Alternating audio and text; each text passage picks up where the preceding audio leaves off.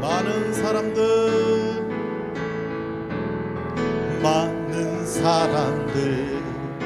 참 진리를 모른 채 주님 곁을 떠나갔지만 내가 만난 주님은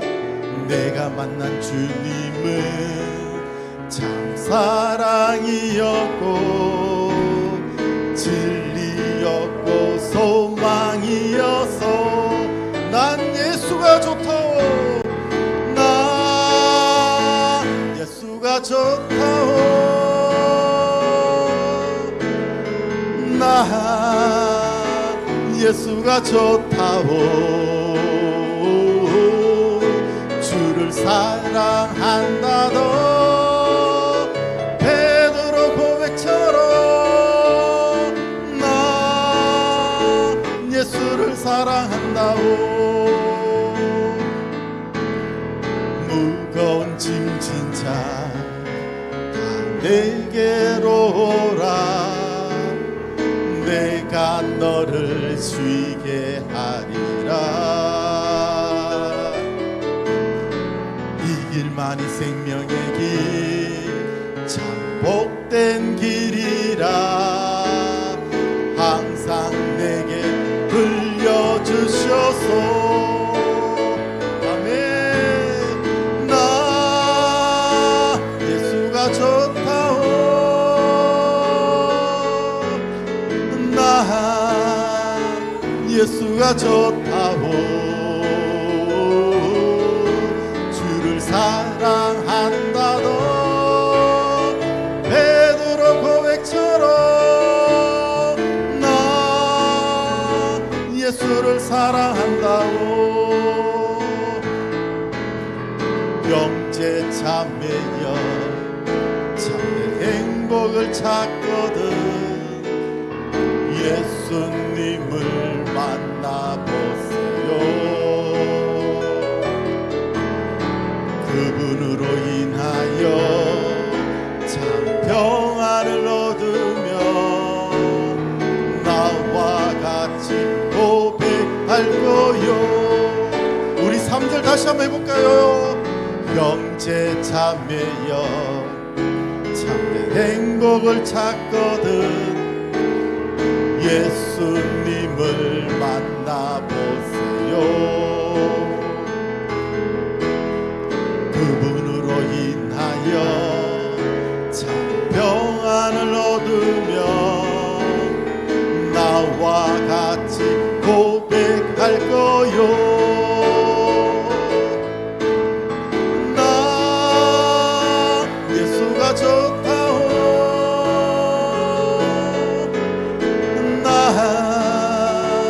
예수가 좋다오. 주를 사랑한다던 베드로 고백처럼 나 예수를 사랑한다오. 난 예수가 좋다오. 나 예수가 좋다오. 나 예수가 좋다오.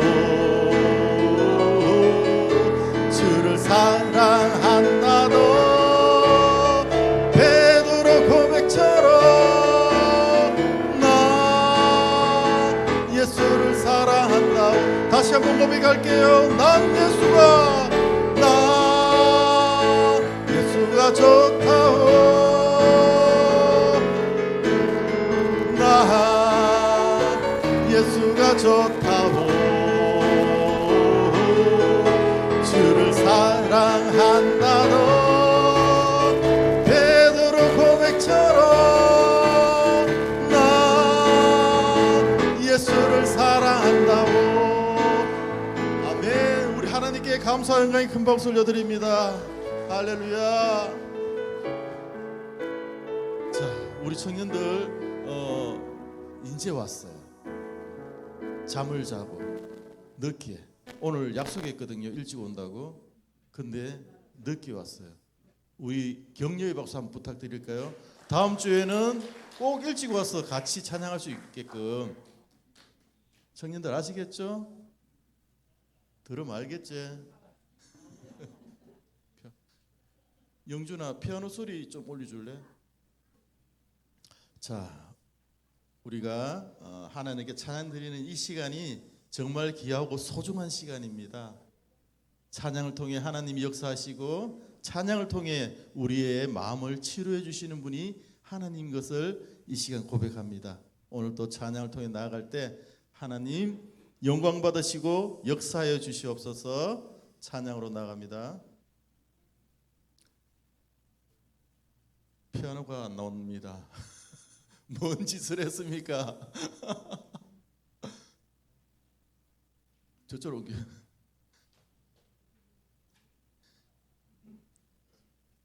원래 마귀들은 이 은혜의 자리를 굉장히 싫어해요. 뭔 짓을 할지 몰라요. 그때 우리는 이제 맞춰서 하면 됩니다. 승리하면 되는 거죠, 그죠? 오늘 또 찬양을 통해 나갈 때 하나님 함께해 주시옵소서. 우물가의 여인처럼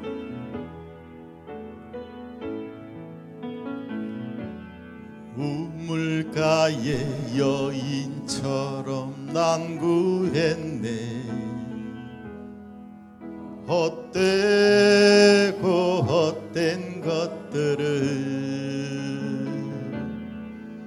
그때 주님 하신 말씀 내 세매와 생수를 마셔라.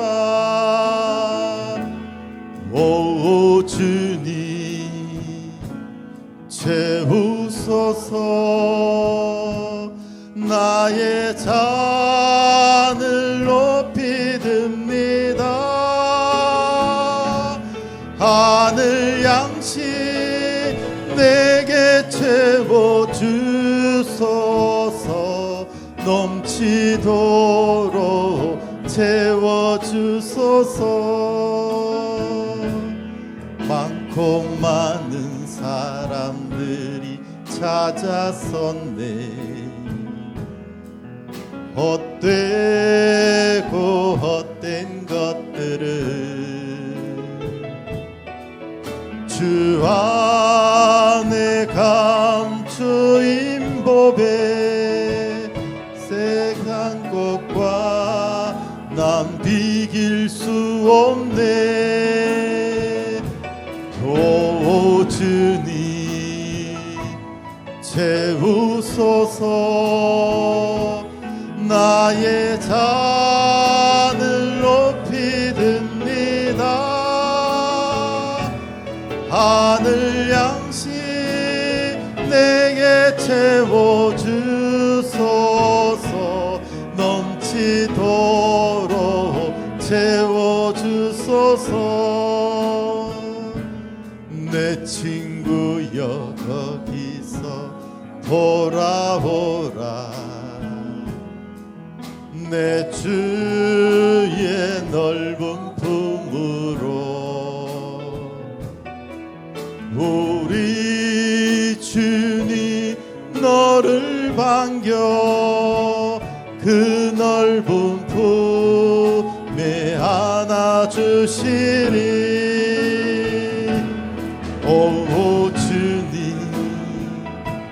채우소서. 나의 잔을 높이 듭니다. 하늘 양식 내게 채워주소서. 넘치도록 채워주소서. 오 주님 오 주님 채우소서. 나의 잔을 높이 듭니다. 하늘 양식 내게 채워주소서. 넘치도록 채워주소서. 더 큰 목소리로 오 주님 주님 채우소서. 나의 잔을 높이 듭니다. 하늘 양식 내게 채워주소서. 넘치도록 채워주소서. 다시 한 번 더. 오 주님 채우소서. 나의 잔을 높이 듭니다. 하늘 양식 내게 채워주소서. 넘치도록 채워주소서. 하나님 사랑의 눈으로 어느 때나 어느 보시고. 하나님 인자한 귀로서 언제나 너에게 기울이시니 어두움에 밝은 빛을 비춰주시고 너의 작은 신음에도 응답하시니 너는 어느 곳에 있든지 주를 향하고 주만 바라볼지라. 하나님 사랑의 눈으로 너를 어느 때나 바라보시고 하나님 인자한 귀로서 언제나 너에게 기울이시니 어두움에 밝은 빛을 비춰주시고 너의 작은 신음에도 응답하시니 너는 어느 곳에 있든지 주를 향하고 주만 바라볼지라. 하나님의 사랑을 하나님의 사랑을 사모하는 자 하나님의 평안을 바라보는 자 너의 모든 것 창조하시 우리 주님이 너를 얼마나 사랑하시는지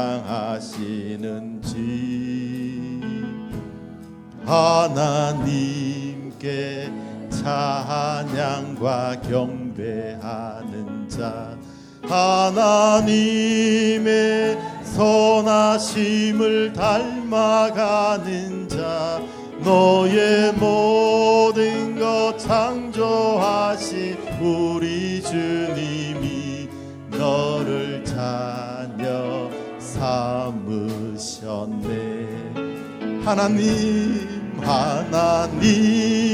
사랑의 눈으로 너를 어느 때나 바라보시고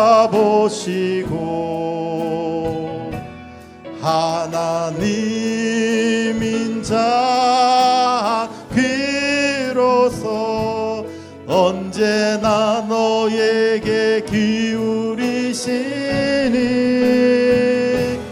어두움에 밝은 빛을 비춰주시고 너의 작은 신음에도 응답하시니 너는 어느 곳에 있든지 주를 향하고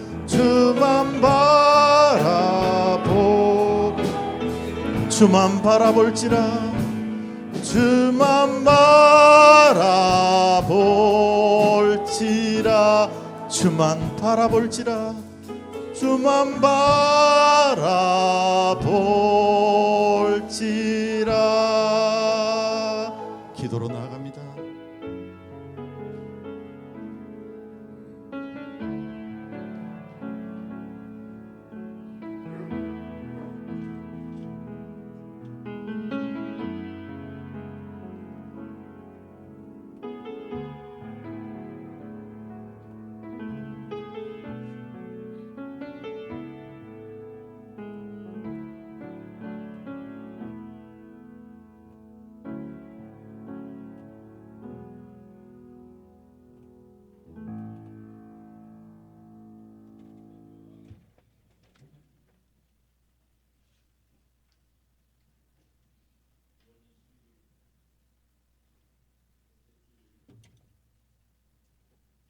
오신 모든 분들을 주님의 이름으로 축복합니다. 오늘도 하나님의 임재를 경험하는 영광스러운 예배자 되시길 바랍니다. 다 함께 자리에서 일어나셔서 하늘의 문을 여서서 찬양드리며 우리의 예배를 하나님께 올려드리겠습니다.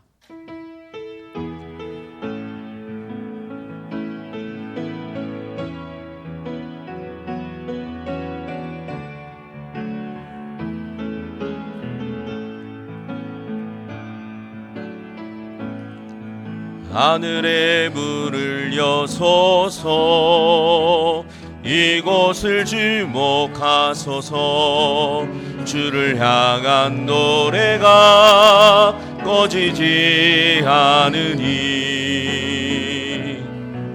하늘을 열고 보소서 이곳에 임재하소서 주님을 기다립니다. 기도의 향기가 하늘에 닿으리 주여 임재하여 주소서 이곳에 오셔서 이곳에 앉으소서 이곳에서 드리니 예배를 받으소서 주님의 이름만이 오직 주의 이름만 이곳에 있습니다. 이곳에 오셔서 이곳에 앉으소서 이곳에서 드리니 예배를 받으소서 주님의 이름만이 오직 주의 이름만 이곳에 있습니다.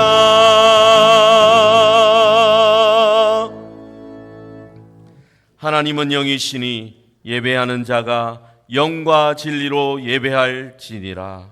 사랑과 은혜가 풍성하신 하나님 아버지, 오늘 거룩한 주일에 저희를 불러주시고 예배자로 서게 하심을 감사드립니다.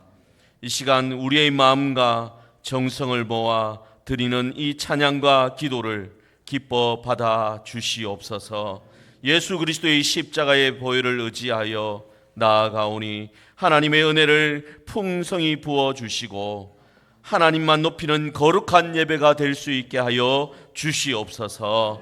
살아계신 예수 그리스도의 이름으로 기도드리옵나이다. 아멘. 다 함께 찬송가 28장 찬송 드리겠습니다.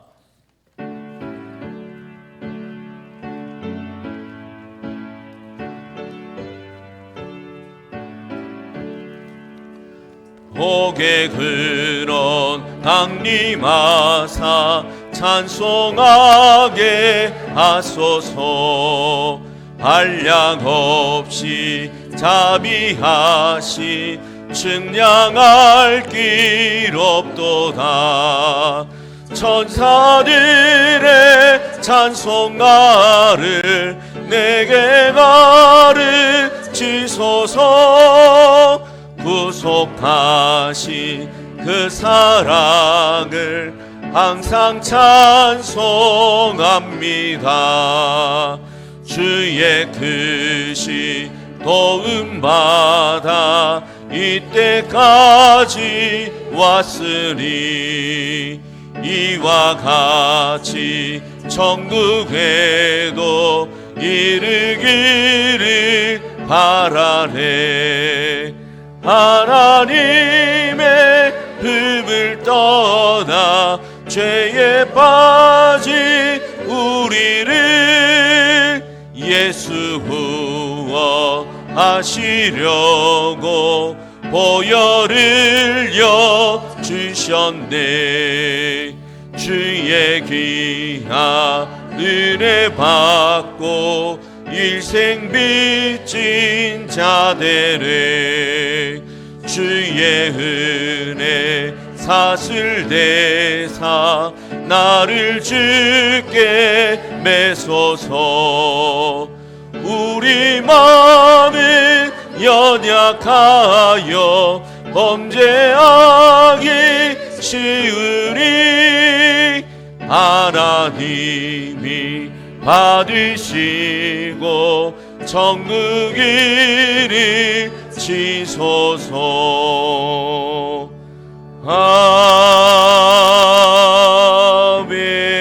아멘. 사도신경으로 신앙 고백 드리겠습니다.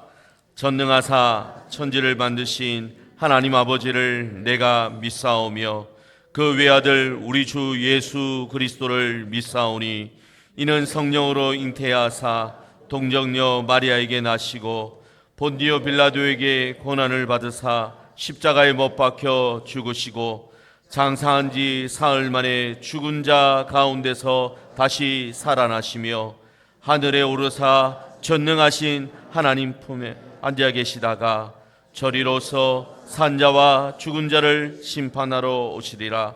성령을 믿사오며 거룩한 공회와 성도가 서로 교통하는 것과 죄를 사하여 주시는 것과 몸이 다시 사는 것과 영원히 사는 것을 믿사옵나이다. 아멘. 성경 말씀을 교독하겠습니다. 구약성경 예레미야애가 3장 28절부터 33절까지입니다. 주보에 나와 있습니다. 함께 교독합니다. 제가 먼저 읽고 29절을 여러분이 읽습니다. 혼자 앉아서 잠잠할 것은 주께서 그것을 그에게 메우셨음이라.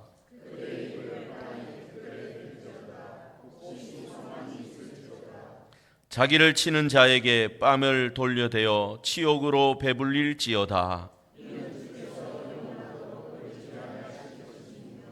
그가 비록 근심하게 하시나 그의 풍부한 인자하심에 따라 긍휼히 여기실 것임이라. 주께서 인생으로 고생하게 하시며 근심하게 하심은 본심이 아니시로다. 아멘. 자리에 앉으셔서 찬송가 384장 찬송 드리겠습니다.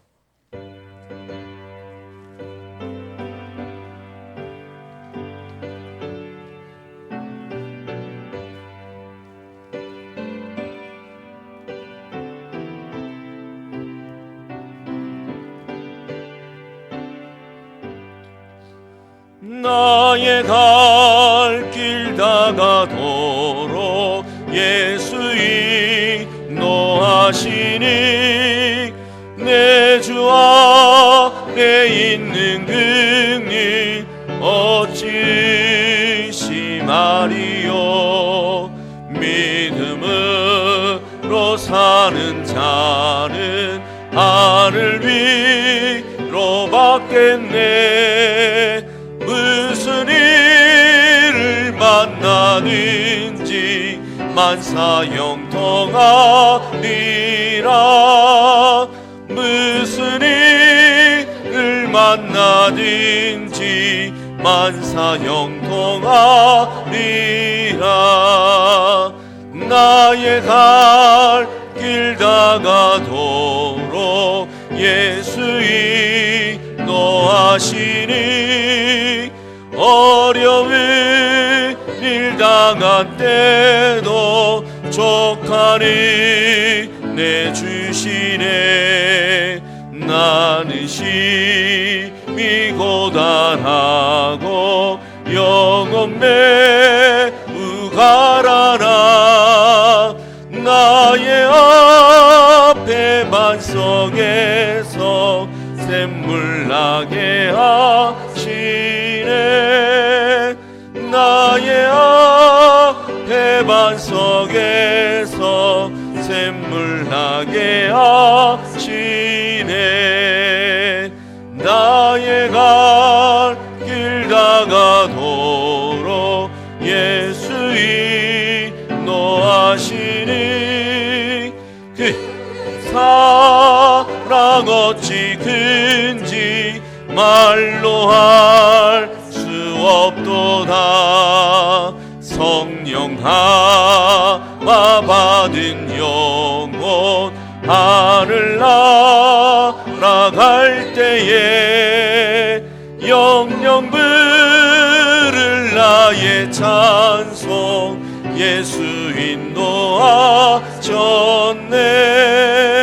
영영 부를 나의 찬송 예수 인도하셨네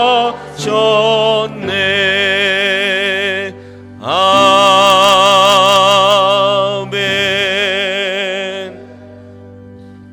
김덕수 장로님께서 대표기도 하시겠습니다.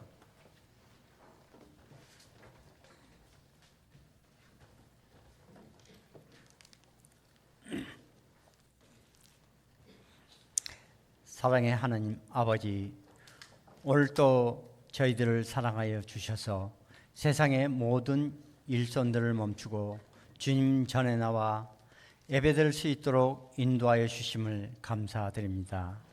하나님 아버지께서 우리를 위하여 풍성하고 아름다운 만물을 주시고 이제 추수의 계절을 맞이하여 추수할 수 있도록 은혜 베풀어 주시고 우리를 죄악에서 주님의 보혈의 피로서 구원해 주셨는데 우리는 주님을 위하여 살지 못하고 세상에 헛된 것을 위하여 살아왔음을 회개합니다.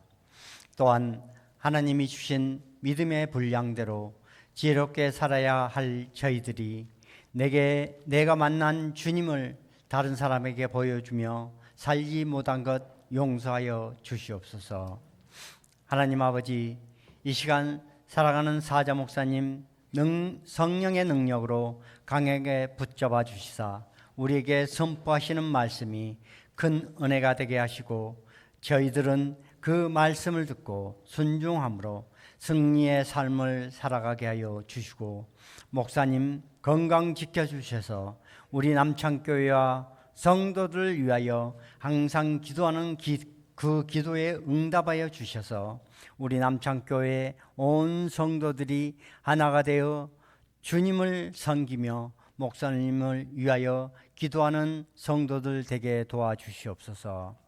하나님 아버지, 이 나라 이 민족을 보살펴 주셔서 주님을 믿는 저희들이 먼저 변하고 이 나라 교회들이 변하여 주님께 항상 감사하며 기도하는 교회들이 되고 저 북녘 땅을 위하여 기도할 수 있게 도와주시고 이 원양 지역에 복음화를 위하여 기도하는 남창교회 성도들이 될 수 있게 은혜 베풀어 주시옵소서. 우리 남창교회 성도들 육신의 건강 때문에 수술을 받고 회복 중인 성도들과 여러 가지 병마로 입원 중인 성도들과 집에서 회복 중인 성도들 주님께서 안수하여 주셔서 건강 회복하여 주님의 전에 나와 예배드리게 도와주시고 사업하는 성도들 그 사후에 축복하여 주시고 직장 다니는 성도들 직장 생활에 충실하며 주님의 복음을 전하며 살아가게 도와주시옵소서. 또한 가정의 여러 가지 문제들 놓고 기도하는 성도들 기도에 응답하여 주시고 우리 남창교회 성도들이 주님 안에서 항상 기쁨으로 주님을 섬기며 교회에 봉사하는 성도들 되며 주님께 항상 감사하며 살아가게 도와주시옵소서.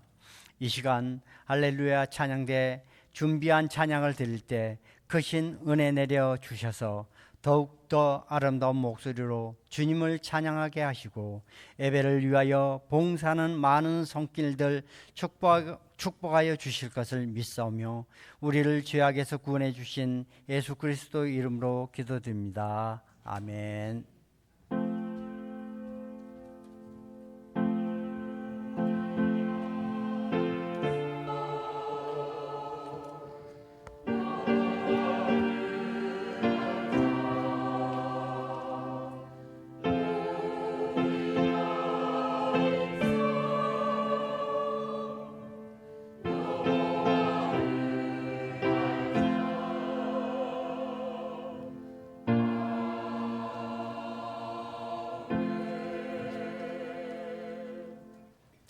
이 시간 할렐루야 찬양대에 찬양이 있겠습니다. 찬양 후에 담임 목사님께서 하나님의 본심이라는 제목으로 하나님 말씀 전하시겠습니다.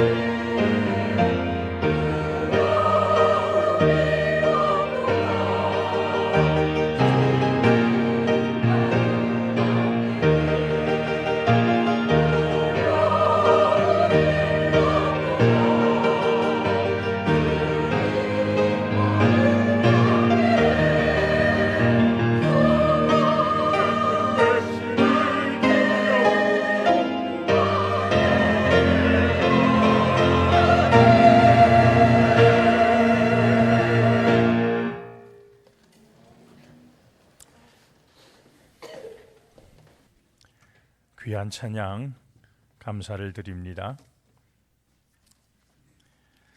피조물인 우리 인생들이 창조주이신 하나님의 뜻을 다 안다는 것은 불가능한 일이다라는 생각이 듭니다. 그럼에도 불구하고 성경에서는 우리 인생들을 향하여 하나님의 뜻이 무엇인가를 분별하도록 힘쓰도록 요구하고 있습니다. 우리가 2025년도를 시작하면서 우리 남창교회의 표어가 무엇이죠? 우리가 힘써 여호와를 알자, 그것이지 않습니까? 힘써 여호와를 알라고 성경은 우리에게 요구하고 있습니다. 아무리 알려고 해도 다 알 수는 없지만 그럼에도 불구하고 우리는 하나님을 알아가는 것이 중요합니다. 하나님의 뜻을 아는 것은 하나님의 뜻에 따라서 살아가는 길이기 때문에 우리가 하나님의 뜻을 아는 건 굉장히 중요하다라고 말할 수가 있습니다. 만약에 인생들이 하나님의 뜻을 외면한 채 자기 생각만으로만 살아간다면 우리는 하나님의 뜻과는 전혀 상관이 없고 하나님의 뜻과는 전혀 다른 방법, 다른 길로 갈 수밖에 없는 어리석은 인생들이기 때문에 그렇습니다. 오늘 우리가 함께 말씀을 나누고자 하는 말씀은 예레미야 애가의 말씀입니다. 예레미야 애가라는 말은요, 예레미야 선지자의 눈물의 노래라는 그런 의미의 말씀이죠. 본래 이 애가라고 우리말로 번역된 이 말은 에카라는 단어를 해석하여 애가라고 해석한 그런 단어입니다. 헬라어나 이 에카라고 하는 이 단어는요, 얼마나 그런 뜻으로 나타나는 감탄사입니다.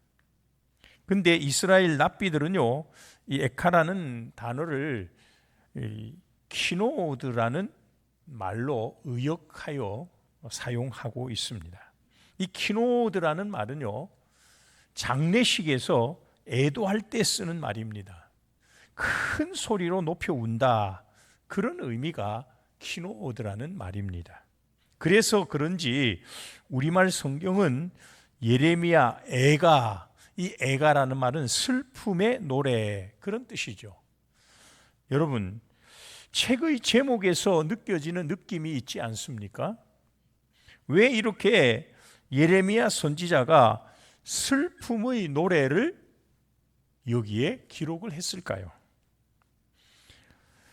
예레미야가 살던 시대적인 배경을 보면 예레미야가 그렇게 슬퍼 울 수밖에 없었던 사실을 알 수 있습니다.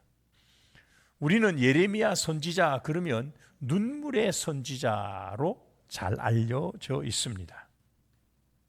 예레미야가 살던 그 시대는 사실 이스라엘이라고 하는 나라가 패망을 당하던 시대였습니다. 원래 이스라엘은 신정국가입니다.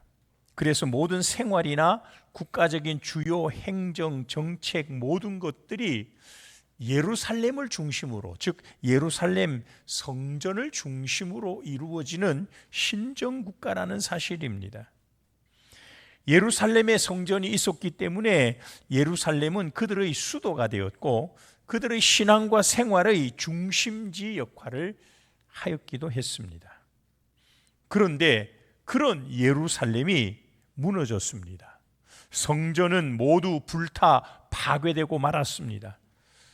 이것은 이스라엘 국가에 있어서 엄청난 재난이 아닐 수가 없습니다.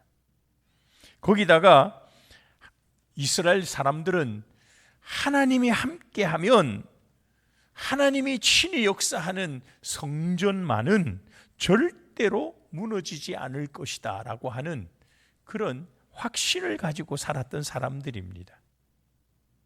그런데 여러분, 그렇게 믿고 그렇게 장담했던 성전이 철저히 파괴되고 말았습니다. 불에 타서 완전히 소멸되고 말았습니다. 당시 이스라엘의 주요한 인물들은 바벨론의 포로로 끌려가고 말았습니다. 이것은 이스라엘 국가가 당한 비극적 사건입니다. 대참사였다라고 할 수밖에 없습니다. 이 일이 주전 586년에 있었습니다. 남유다가 바벨론의 침공으로 인하여 망하게 된 그때를 배경으로 하고 있는 것이 바로 예레미야 성경인 것입니다. 오늘 성경에 나오는 이스라엘의 역사 가운데 보면 원래는 솔로몬 시대까지는 이스라엘이 하나로 통일된 이스라엘이었지 않습니까? 근데 솔로몬이 죽고 난 다음 그 아들 대에 나라가 둘로 나뉘고 말았습니다. 북쪽은 이스라엘이라고 하는 나라가 되고 남쪽은 유다라고 하는 나라로 불렸습니다. 이렇게 분단된 나라가 이스라엘이 되었는데, 그때 당시에 강대국이 이스라엘을 둘러싸고 있었습니다. 북방에는 아수르라고 하는 큰 강대국이 있었고, 서쪽 방향으로는 애굽이라고 하는 강대국이 있었습니다. 이 두 개의 강대국은 당시 세계 정세를 좌우하는 엄청난 강대국들이었습니다. 그런데 그런 강대국의 사이에 새로운 신흥 강대국이 하나 생기기 시작합니다. 그것이 바로 바벨론이라고 하는 나라였습니다. 여러분, 이스라엘이는 가뜩이나 아수르와 애굽이라고 하는 강대국 사이에서 살아남기 위해서 모진 애를 쓰고 있었는데, 신흥 이 바벨론이 등장하면서 세계의 판도가 점점 달라지기 시작했다는 것입니다. 예레미야가 살던 당시에 이스라엘의 정치 지도자들은, 특별히 남쪽 유다의 지도자들은 친애굽파 사람들이 장악을 하고 있었습니다. 애굽을 의지해야 우리가 잘 살 수 있다, 그런 친애굽파입니다. 요즘 우리나라 형편과 어쩌면 비슷한 것도 같아요. 미국을 의지해야 되느냐, 중국과 러시아는 어떻게 우리가 대해야 하느냐, 남쪽에 있는 일본과는 우리가 어떤 관계를 맺어야 나라가 제대로 설 수 있을까? 아마 정치하는 사람들은 상당히 머리를 쓰고 있을 것 같습니다. 이스라엘이 바로 그런 상황이 있었다는 것입니다. 친애굽파와 신흥 강대국인 이 바벨론의 힘을 의지해야 우리가 살아남을 수 있다라고 하는 친바벨론파가 첨예하게 맞서던 그런 시대에 예레미야는 선지자로 활동을 하던 사람이었습니다.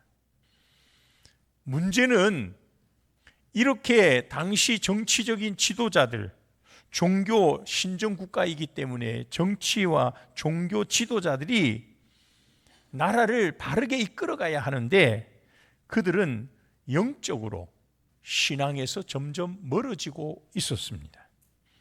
권력을 가졌다고 하는 사람들은 백성들을 무시하고 자기들의 배를 채우고 자기네들의 권력을 유지하는 데만 전념을 하고 있었습니다. 여러분, 선지자라고 하는 그 직책은 왕의 권력을 견제하는 세력입니다. 하나님의 뜻을 받아서 왕을 바르게 하나님의 뜻에 따라 통치하도록 견제하고 말씀으로 권면하는 역할을 하는 사람이 선지자 역할입니다. 성경에는요, 최초의 선지자를 에녹이다라고 말하는 사람도 있죠. 왜냐하면 신약 유다서에 보니까 이 에녹을 선지자로 소개하고 있기 때문에 그렇게 주장하는 사람도 있습니다. 하지만 직접적으로 선지자로 우리가 말할 수 있는 사람은 사무엘이 최초입니다. 그래서 우리는 최초의 선지자는 사무엘이다라고 말하죠. 이스라엘 나라가요, 사무엘 시대에 왕이 생기기 시작합니다. 초대 왕이 사울, 두 번째 왕이 다윗, 세 번째 왕이 솔로몬. 이때까지는 통일 이스라엘이었지 않습니까? 여러분, 이스라엘 나라에 왕을 세우면서 그 왕을 견제하기 위하여 하나님은 사무엘이라고 하는 선지자를 굳게 세워주셨던 것입니다. 하지만 이런 일들이 선지자가 왕의 세력을 견제하다 보니까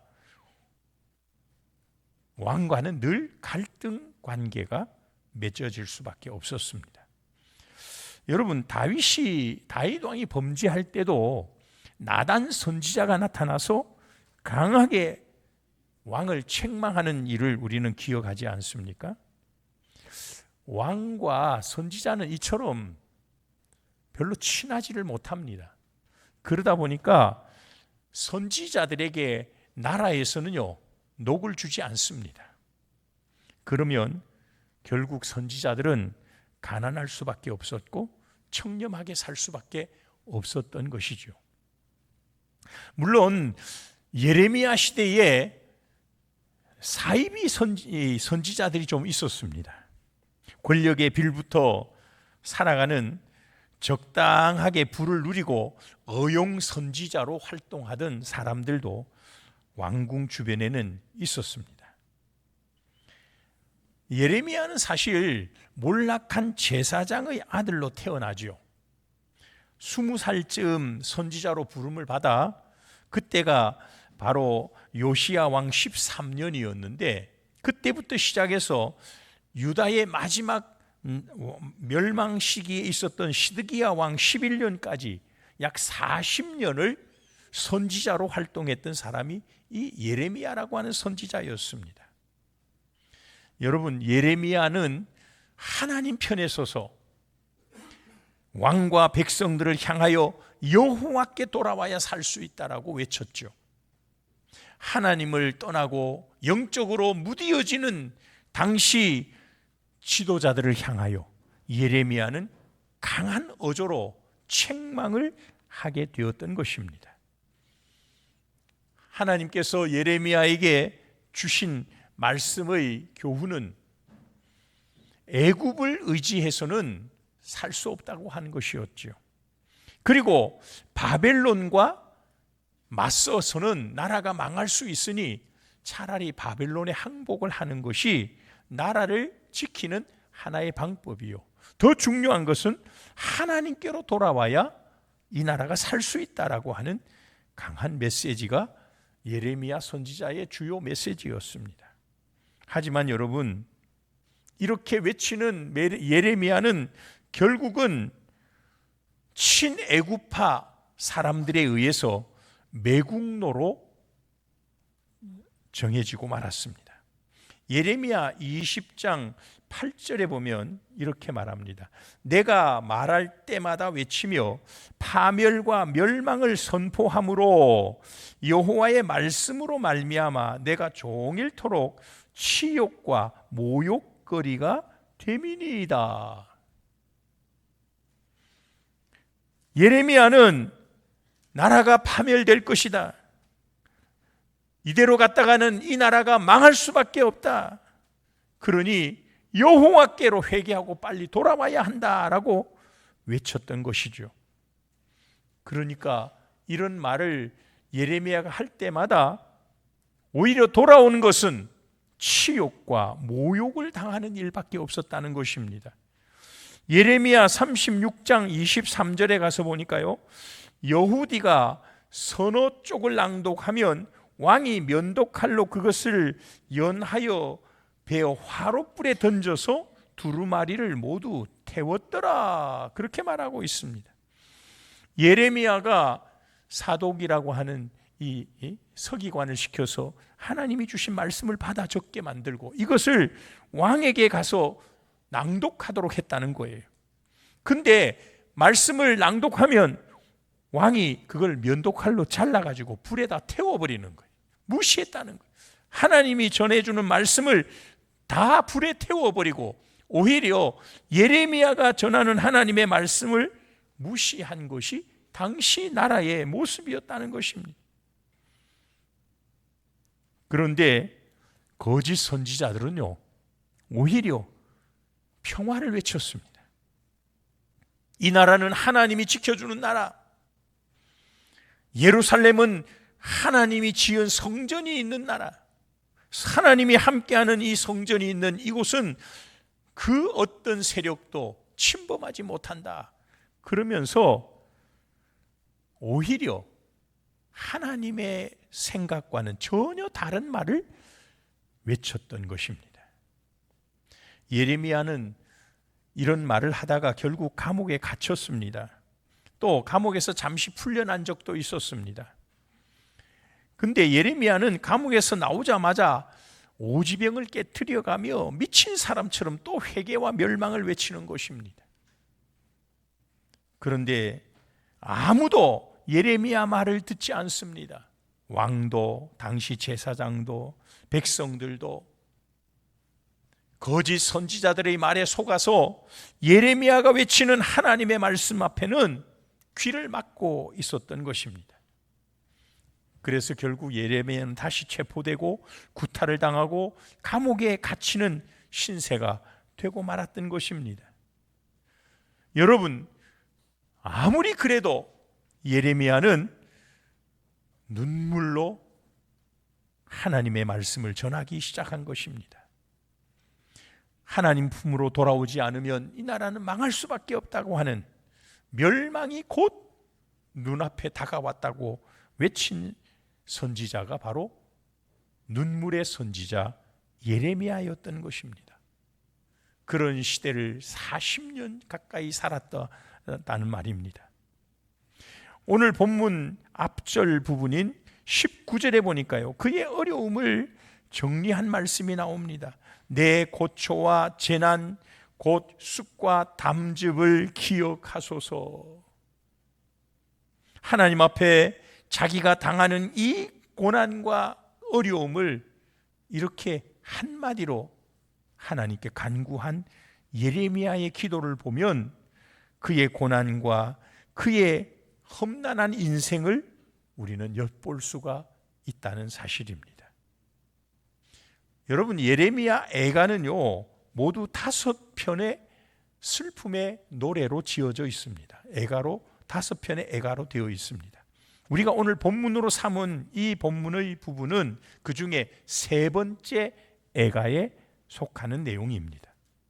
제가 오늘 이 말씀을 본문으로 삼은 이유는 이 말씀 속에 하나님의 본심에 대한 예레미야의 고백이 나오기 때문에 그렇습니다. 예레미야는 하나님의 본심을 잘 아는 선지자였다는 사실이죠. 그래서 예레미야가 무엇라고 말합니까?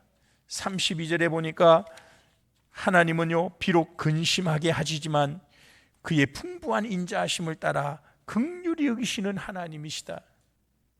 33절에서는 주께서 인생으로 고생하게 하시며 근심하게 하심이 본심이 아니시로다.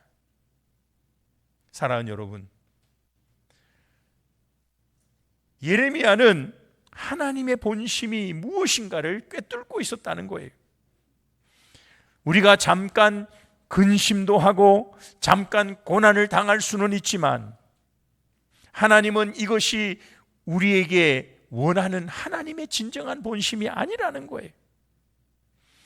하나님의 자녀가 고생하고 근심하고 하는 것은 잠시 있는 일이지만 하나님의 진정한 본심은 우리로 하여금 근심하게 버려두는 것이 아니라 32절 하반절의 말씀처럼 그의 풍부한 인자하심을 따라 긍휼히 여기시고 회복시켜 주시고 은혜를 반드시 주시는 하나님이시다 라는 사실을 예레미야는 하나님의 본심이라고 강조하고 있는 것입니다. 여러분, 우리가 신앙생활 하다 보면 때때로 하나님이 우리에게 시험을 주실 때가 있죠. 구약시대 아브라함도 하나님께 시험을 당하였습니다. 백세에 얻은 아들 이삭을 모리아 산에서 번제물로 바쳐라. 이것은 하나님이 아브라함을 시험하신 시험이지 않습니까? 이 시험이야말로 아브라함이 감당하기는 너무 어려운 큰 시험이었을 것입니다. 그럼에도 불구하고 아브라함이 하나님의 시험을 잘 통과하게 되니까 하나님은 아브라함에게 엄청난 은혜와 언약의 말씀으로 축복을 주셨던 것을 우리는 창세기의 말씀을 통해 볼 수가 있다는 사실입니다. 아브라함에게만 그런 거 아니에요, 여러분. 하나님은 저와 여러분들에게도 때로는 고난을 당하게 하실 때가 있습니다. 우리가 근심 중에 빠질 때가 있습니다. 그런데 여러분, 그것이 하나님이 진짜 원하는 바가 아니라는 사실을 기억해야 합니다. 오늘 본문 22절은 뭐라고 말합니까? 여호와의 인자와 긍휼이 무궁하심으로 라고 말하잖아요. 예레미야 선지자는 여호와는 인자와 긍휼이 무궁하신 분이시다 라고 말하고 있습니다. 여기서 인자라는 말은요, 헤세드라는 말로 원문에는 쓰여져 있습니다. 이 헤세드라는 말은요, 아주 의미가 깊은 중요한 단어입니다. 우리말로는 이것을 은혜라고 번역하기도 하는 말이죠. 이 헤세드라는 말은요, 그럼에도 불구하고 사랑과 자비가 넘친다라는 의미가 들어있는 단어입니다. 다시 말하면 헤세드는 조건을 초월한 하나님의 사랑, 우리가 이해할 수 없는 이 모든 것들을 뛰어넘는 하나님의 은혜가 헤세드의 은혜라는 사실입니다. 사람들이 주고받는 사랑은 조건적 사랑이 대부분이죠. 하지만 하나님이 주시는 사랑은 무조건적 사랑이 아닙니까? 하나님이 우리에게 주는 사랑에 대해서, 은혜에 대해서 우리는 불가항력적 은혜라고 존 칼빈은 말하기도 했었습니다. 사랑하는 여러분, 오늘 예레미야는 하나님의 본심을 바로 꿰뚫게 되었는데 그것이 바로 헤세드의 은혜였다라고 고백하는 것입니다. 지금은 나라가 망하고 민족이 노예로 끌려가는 상황이 되었지만, 그래서 어떤 경우에는 많은 사람들이 실망하고 좌절할 수밖에 없는 지금의 현실이지만, 하나님은 반드시 인자와 긍휼이 풍성하신 분이시기 때문에 다시 한번 헤세드의 은혜로 회복시켜 주신다고 하는 그 사실을 붙잡았다, 그 말입니다. 사랑하는 여러분, 오늘 우리는 예레미야가 깨달았던 그 하나님의 본심을 정확히 우리도 깨달을 수 있기를 주님의 이름으로 축복합니다. 예레미야 선지자가 헤세드의 은혜를 붙잡고 그 고난을 이겨냈던 것처럼 우리도 그런 하나님의 은혜를 믿고 인내로서 승리하는 삶을 살아야 한다, 그 말이에요. 사랑하는 여러분, 하나님은 저와 여러분을 지금도 사랑하고 있음을 여러분 믿으시기를 축복합니다. 우리가 죄인임에도 불구하고 하나님은 우리를 계속 사랑하고 계십니다. 우리가 비록 실수도 많고 때로는 하나님의 뜻에 어긋나서 잘못된 길로 갈 때에도 하나님은 우리를 용서하시고 사랑하시는 분이십니다. 하나님은 택한 백성을 절대로 버리지 아니하시는 그런 자비와 긍휼이 풍성한 하나님이라는 사실을 여러분 믿을 수 있기를 주님의 이름으로 축복합니다. 하나님이 바로 자비의 하나님이거든요. 헤세드의 하나님이기 때문이거든요. 예레미야 선지자가 놓지 않았던 그 희망의 끈을 오늘 저와 여러분도 놓치지 않기를 주님의 이름으로 축복합니다. 하나님의 본심을 이해하는 사람은 소망 중에 살아갑니다. 33절 오늘 본문을 보면 주께서 인생으로 고생하게 하시며 근심하게 하심은 본심이 아니시로다. 이게 예레미야가 깨달은 하나님의 본심이라는 것 아닙니까? 여러분, 하나님께서 갖고 계신 본래의 성품을 우리는 하나님은 본성은 사랑이다라고 고백하죠. 하나님의 본성은요, 사랑이에요. 축복이에요. 소망이에요. 은혜예요. 그 본심을 깨닫는 사람은 그래서 좌절하지 않습니다. 소망을 갖고 살아갑니다. 히브리서 12장 6절 이하에 보면요, 주께서 그 사랑하시는 자를 징계하시고 그가 받아들이시는 아들마다 채찍질하심이라 라는 말씀이 나와요. 여러분, 이 말은요, 하나님이 때로는 우리를 징계하실 수도 있어요. 그런데 왜 징계하느냐? 사랑하기 때문에 징계한대요. 아들이기 때문에 징계한다는 거예요. 히브리서 12장 8절로도 보면 징계가 없으면 사생자요 참아들이 아니다라고까지 말하고 있습니다. 11절로 내려가 보면요, 하나님은 징계 후에 의의 평강한 열매를 맺게 하신다라고 말씀하고도 있습니다. 사랑하는 여러분, 하나님이 왜 하나님의 택한 백성들에게 왜 책망을 하시고 징계하시고 왜 연단하시고 왜 시험하십니까? 이건 하나님이 우리를 더 강하게 만드는 훈련이라는 사실을 잊지 않으시기를 축복합니다. 여러분, 자기 자식이니까 그 자식에게 쓴소리 하잖아요. 때로는 자식이기 때문에 매를 들잖아요. 남의 자식이라면 그렇게 하지 않아요. 부모가 자식을 훈계하며 징계하는 것은 잘 되라고 하는 사랑의 매가 아니겠습니까? 마찬가지예요. 하나님의 본심은 인생들이 고생하며 근심하게 하는 것이 아니라는 사실을 아셔야 합니다. 하나님의 본심은 우리의 영혼이 잘됨같이 범사에 잘되고 강건한 복을 누리기를 원하시는 분이십니다. 그런데 이스라엘이 징계를 당하였잖아요. 왜요? 하나님을 떠나니까요. 참 선지자의 말보다는 거짓 선지자들의 말에 미혹당하여 살기 때문에 그런 거잖아요. 하나님이 징계하는 이유가 있습니다. 그것은 하나님께로 돌아오라고 하는 하나님의 사랑의 음성인 것입니다. 말로 해서는 안 듣기 때문에 때로는 징계를 하는 것입니다.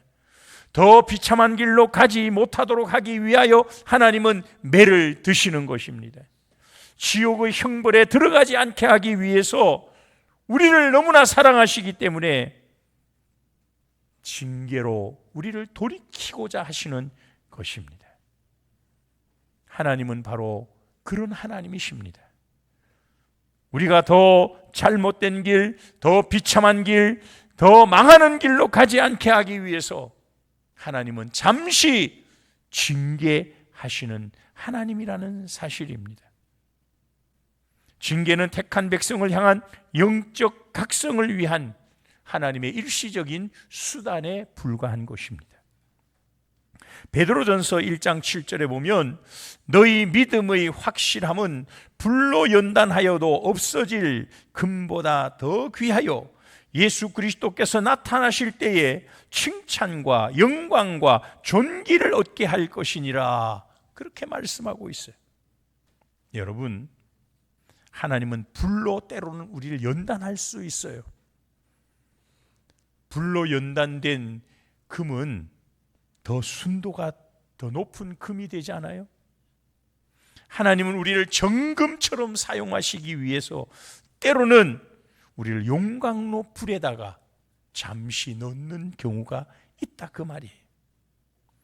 이제 말씀을 정리합니다. 사랑하는 성도 여러분, 하나님은 우리를 영원히 버리지 아니하시는 사랑의 하나님이심을 믿으시기를 축복합니다.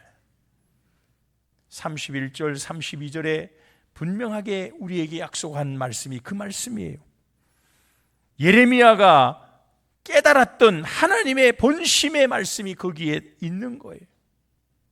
잠깐 근심하게 하지만 풍부한 인자하심에 따라 긍휼히 여기시는 그 하나님이 우리가 알고 있는 진정한 하나님이라는 사실이에요. 때로는 우리를 징계하시지만 그것으로 말미암아 우리를 죄로부터 멀어지게 만들 거예요. 우리로 말미암아 더 하나님을 사랑하도록 만드는 방법인 거예요. 사랑하는 여러분, 그러므로 지금 고난당하고 있는 현실만 집착하지 마시기를 바랍니다. 약속하신 미래의 회복을 소망하시기를 바랍니다. 예레미야처럼 지금은 비록 힘들고 어렵지만 반드시 역전케 하시고 반드시 우리를 회복케 하시고 헤세드의 은혜로 우리를 붙들어 주시는 그 하나님을 믿고 의지할 수 있기를 축복합니다. 사랑의 교회를 출석하는 미술치료사 및 작가로 활동하는 장누리라고 하는 작가가 CBS 새롭게 하소서라고 하는 프로에 나와서 간증을 한 그 간증 영상을 제가 보았습니다. 그 장누리 작가가요, 간증하면서 그렇게 말을 하더라고요. 둘째 딸아이가 5년대 태어나서 1년 6개월 만에 뇌전증이라고 하는 진단을 받게 되었답니다. 그 아이가 태어나기 전까지만 해도 평범했던 삶이 갑자기 그 아이로 인하여 절망과 분노, 하나님을 향한 원망들로 가득 차기 시작했답니다. 사실 미술치료사가 되어서 이 발달장애 아들을 많이 만나서 치료하는 일들을 직업으로 삼았던 그였지만 막상 자신의 아이가 그런 상황이 되니까 받아들이기가 쉽지 않더랍니다. 딸 온유로 인해서 남편과 갈등이 점점 심해지고요. 이 갈등이 나중에는 전 가족이 함께 죽어버리자 하고 하는 그런 결심까지 할 정도로 발전이 되고 말았대요. 그러니 가정이 엉망진창이 되고 말지 않았겠어요? 그런데 지금 딸아이가 8살이래요. 딸아이가 8살이 된 지금은 그 아이 때문에 너무 행복하다는 거예요. 하나님께서 이런 아이를 나에게 이렇게 주셨다고 하는 그것 때문에 지금은 내게 주신 축복의 열매라고 고백하고 간증하며 살고 있는 사람이 된 거예요. 장누리 작가가요, 이 딸아이 때문에 얼마나 많이 힘들었겠어요. 그런데 이제는 오히려 이 아이 때문에 자기가 하나님 앞에 이 아이처럼 부족하다는 사실을 고백하기 시작했답니다. 그러니까 내가 하나님이 아니면 살 수 없다고 하는 그 철저한 믿음이 샘처럼 솟아나기 시작했답니다. 하나님을 향한 자신의 그 잘못된 일을 그래도 묵묵히 지켜보시는 하나님의 사랑을 느끼게 되었고요. 하나님의 은혜를 진정으로 깨닫기 시작하니까 원망이 바뀌어서 감사가 되더라는 거죠. 어느 날 기도하다가 막 하나님을 향해 불평하고 어긋나고 하나님 보실 때 정말 너무너무 실망스러운 자신의 모습을 자기가 알고 있는데 그런 자기를 향해서 하나님이 사랑하고 있는 걸 깨닫기 시작한 거예요. 아, 나 같은 자를 위해서 이렇게 부족하고 정말 없어져도 아무것도 아닌 나를 위해서 예수님이 십자가에서 그 고귀한 피를 흘려주시고 자기 생명을 내어주셨다는 사실을 깨닫기 시작하면서 완전히 깨어지기 시작했답니다. 그리고 난 다음 하나님이 나를 사랑하는 그 사랑을 자기 딸아이에게 해보라고 하는 그 메시지로 깨닫기 시작하면서 딸아이를 사랑으로 돌보기 시작하니까 얼마나 지금은 그 딸아이 때문에 행복하다는 거예요. 여러분, 하나님은 우리에게 때로는 고난거리를 줄 때가 있죠.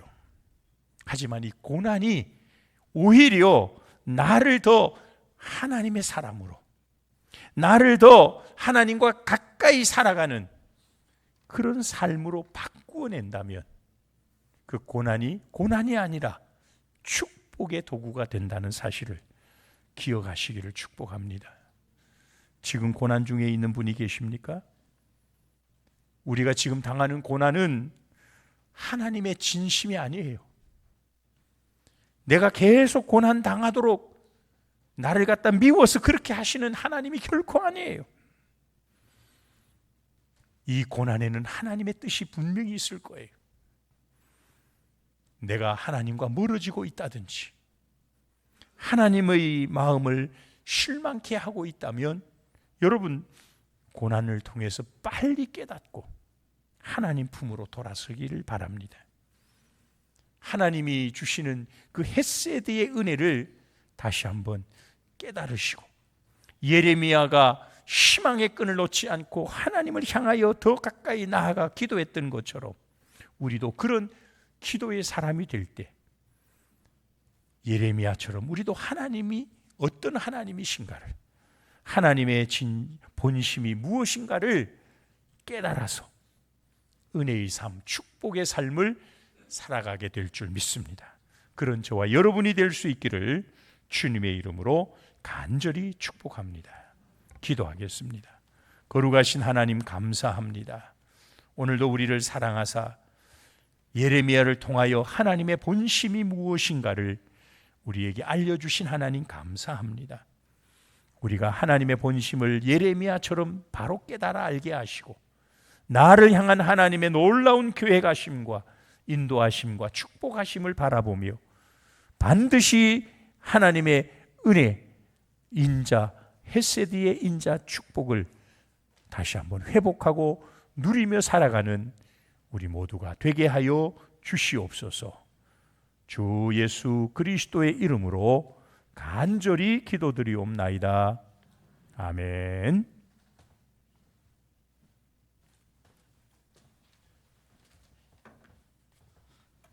찬송가 305장 찬송 드리며 하나님께 헌금을 올려 드리겠습니다.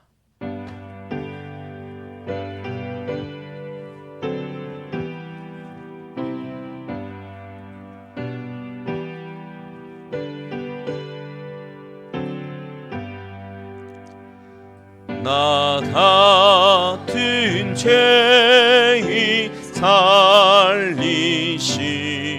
주의 놀라워 잃었던 생명 찾았고 강명을 얻었네.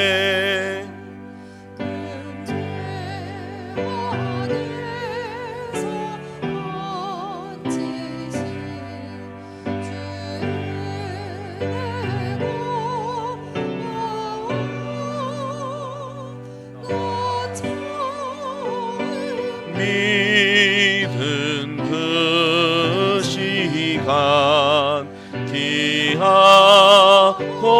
귀하다.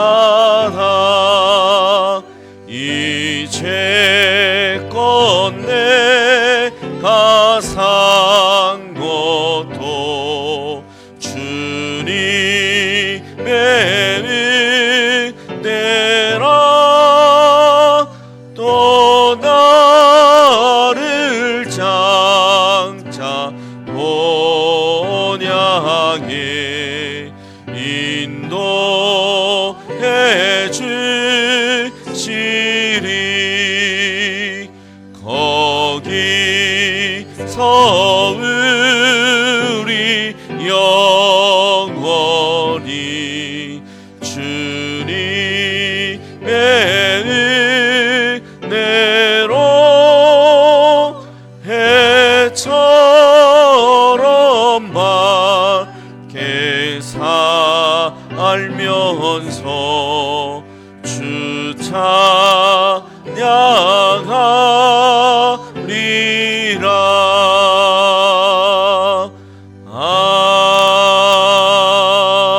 아멘. 교회 소식 전하겠습니다. 오늘 저희 교회에 처음 오셨거나 오랜만에 오신 모든 분들을 환영합니다. 주 안에서 사랑의 교제를 지속적으로 나눌 수 있기를 바랍니다. 9월은 말씀 통독의 달입니다.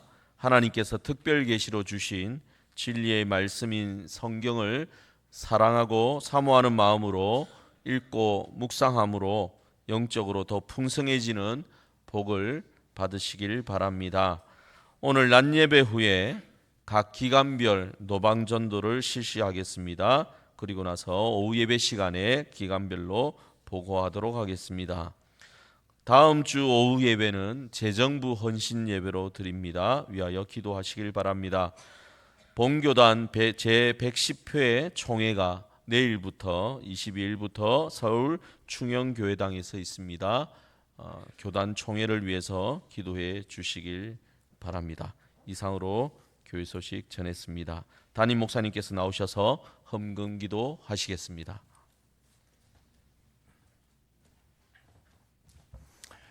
거룩하신 하나님 은혜를 감사합니다. 오늘도 이렇게 거룩하고 복된 날 주 앞에 나와 함께 예배하게 하시고 사랑하는 성도들이 귀한 예물을 구별하여 하나님 손에 들려드립니다. 이 모든 것 하나님 받으실 때 하늘의 문을 활짝 열어서 하늘의 신령한 복, 땅의 기름진 복으로 채워 갚아주시기를 소원합니다. 마음을 다하여 정성을 다하여 사랑과 헌신으로 드리는 이 모든 것들 하나님 축복의 열매가 되게 하여 주옵소서. 귀한 찬양의 입술을 축복하시고 헌신하는 종들의 그 수고의 헌신을 하나님이 축복으로 채워 주시옵소서. 감사를 드리오며 이 모든 말씀을 거룩하신 예수님 이름으로 축복하며 기도하옵나이다. 아멘. 우리 다 자리에서 일어나서 1장을 찬송하고 축도로 마칩니다.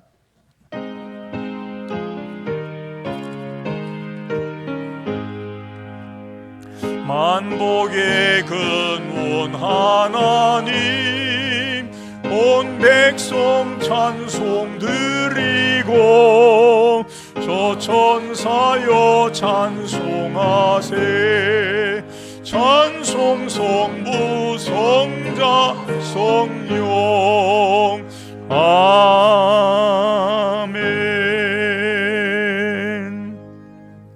이제는 우리 구주 예수 그리스도의 무한하신 은혜와 하나님 우리 아버지의 놀라우신 그 사랑하심과 성령 하나님의 위로 교통 충만케 하심이 오늘 예배하는 모든 심령들 위에 가정들 위에 우리 남창교회 위에 영원히 함께 있을지어다.